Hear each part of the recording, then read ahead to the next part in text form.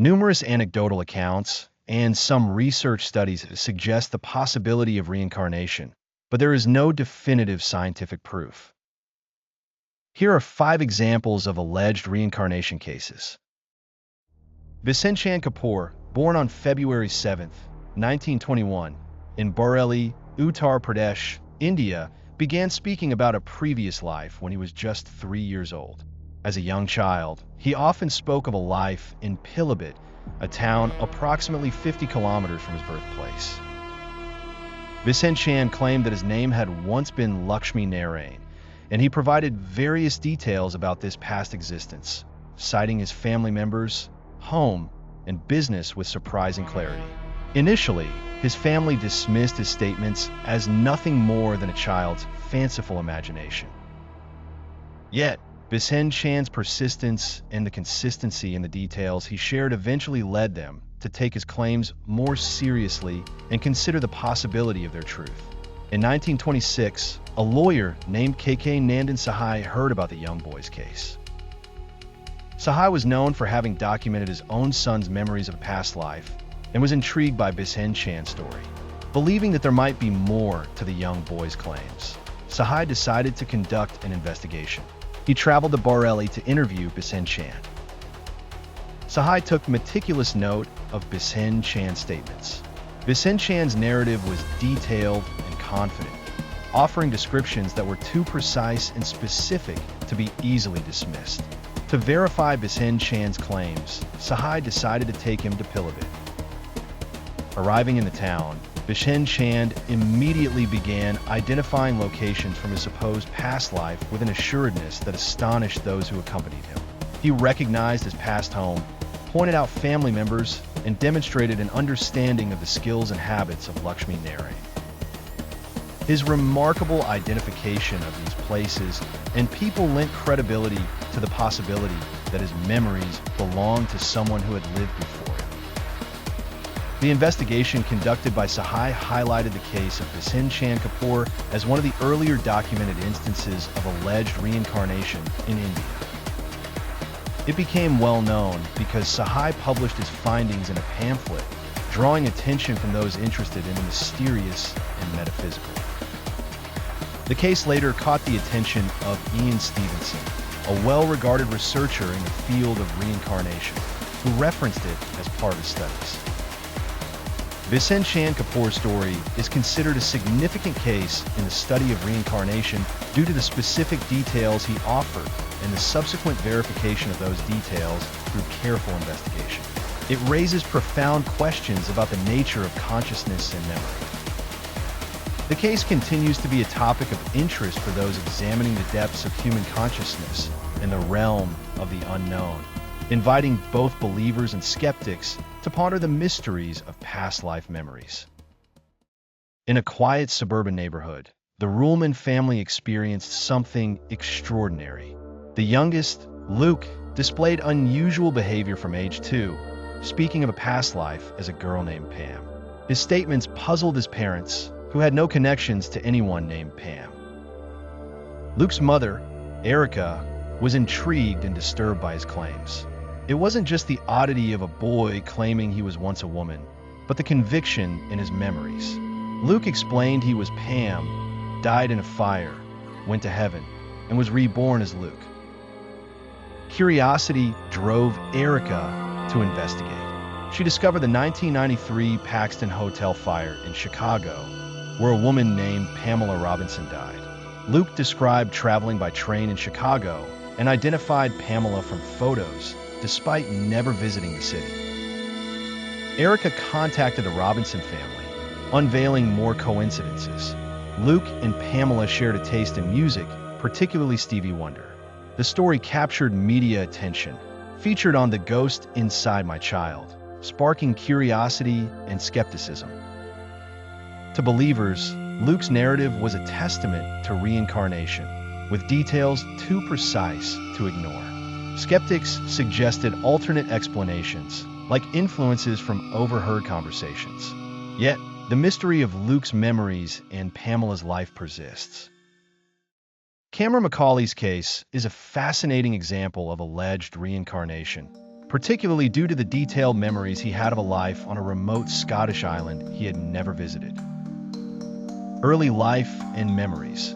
Cameron was born in Glasgow, Scotland in 2000. From around the age of 2, he started talking about a different life on the Isle of Barra, a small island in the Outer Hebrides, about 220 miles from his home. He spoke of his Barra mum and Barra dad, siblings, and a black and white sheepdog.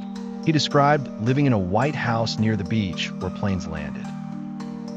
Detailed descriptions. Cameron's memories were remarkably specific. He described the house layout, the surrounding landscape, and even details about the family's life on the island. He mentioned his Barra dad, Shane Robertson, who he said died after being hit by a car. Distress and investigation. Cameron's longing for Barra and his other family caused him significant distress. His mother, Norma, initially dismissed his stories as a child's imagination, but his persistent and detailed accounts led her to investigate further. Journey to Barra. Norma eventually decided to take Cameron to Barra to see if his memories had any basis in reality. Upon arriving on the island, Cameron recognized locations and landmarks, and even led them to a white house near the beach that matched his descriptions. Corroboration and questions. The house Cameron identified was indeed owned by a family named Robertson, though there was no record of a Shane Robertson who had died in a car accident. However, some of the details Cameron provided aligned with the Robertson family who lived there. Media attention. Cameron's story was featured in a documentary titled Extraordinary People, The Boy Who Lived Before, which further explored his case and the questions it raised about reincarnation. Possible explanations. While some believe Cameron's case supports the possibility of reincarnation, others suggest alternative explanations. These include the possibility of unconsciously acquired information through television or stories, or a vivid imagination fueled by a child's fascination with a particular place. Significance. Regardless of the explanation, Cameron McCauley's case remains a compelling example of alleged past life memories. The level of detail he provided and the subsequent corroboration of some of those details make his story particularly intriguing for those interested in the phenomenon of reincarnation. Sam Taylor's case is a particularly compelling example of alleged reincarnation, as it involves a child claiming to be their own grandfather. Here's a more detailed look at his story. Early life and claims.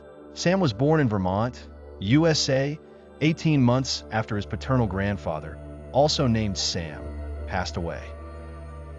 At around the age of 4, Sam began making statements that suggested he remembered his grandfather's life. Diaper changing incident.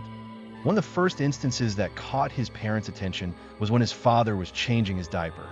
Sam looked up and said, "When I was your age, I used to change your diapers." This was a startling statement, as his father had indeed been a baby when his own father was alive. Photo identification. Another significant event occurred when Sam's parents were looking through old family photo albums after his grandmother passed away. Sam, who had never seen photos of his grandfather before, pointed to a picture of a car and said, "That's my first car." The car in the picture was indeed his grandfather's first car, a 1949 Pontiac. School class photo. In another instance, Sam was shown a class photo from his grandfather's school. Out of a group of about 20 children, Sam immediately pointed to his grandfather and said, "That's me." Detailed memories. As Sam grew older, he shared more memories that seemed to align with his grandfather's life. He talked about his grandfather's sister, who had been murdered. Sam mentioned details about her death that he couldn't have known otherwise. Parental reactions. Sam's parents, while initially skeptical, became increasingly intrigued by his claims. They acknowledged that Sam had no way of knowing the details he was sharing about his grandfather's life. Media attention.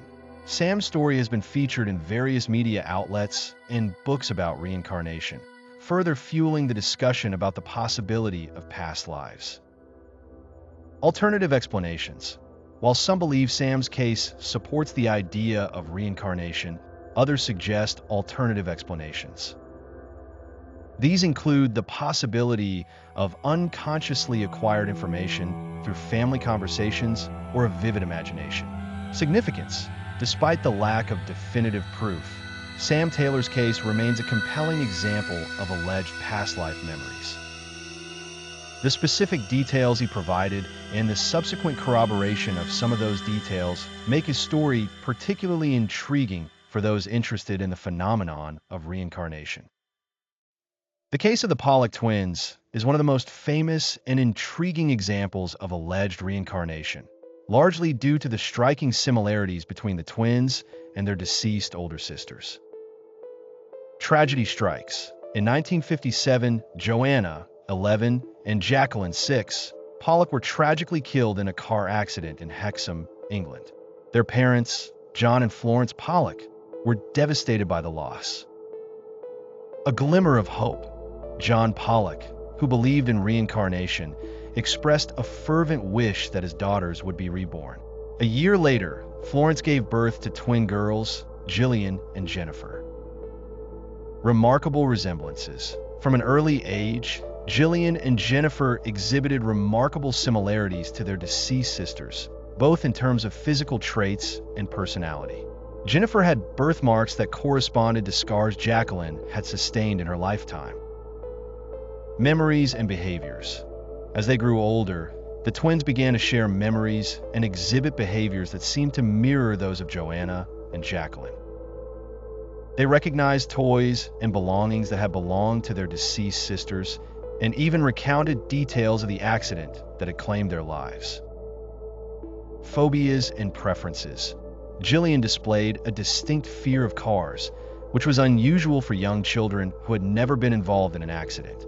This phobia mirrored Jacqueline's own fear of cars. The twins also showed similar preferences for certain foods, toys, and activities that had been enjoyed by their older sisters. Ian Stevenson's investigation.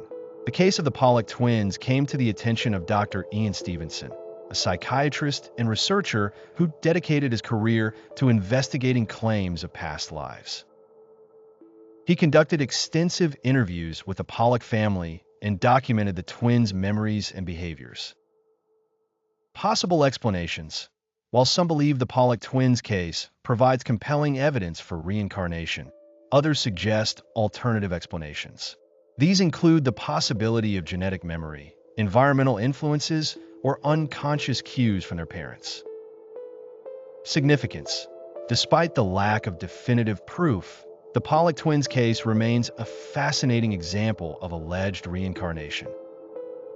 The specific details they recalled and the striking similarities to their deceased sisters make their story particularly intriguing for those interested in the phenomenon of reincarnation. Like many cases of alleged reincarnation, these stories raise questions about the nature of consciousness, memory, and the possibility of life beyond death. While they don't provide definitive proof of reincarnation, they serve as fascinating examples that continue to fuel the debate.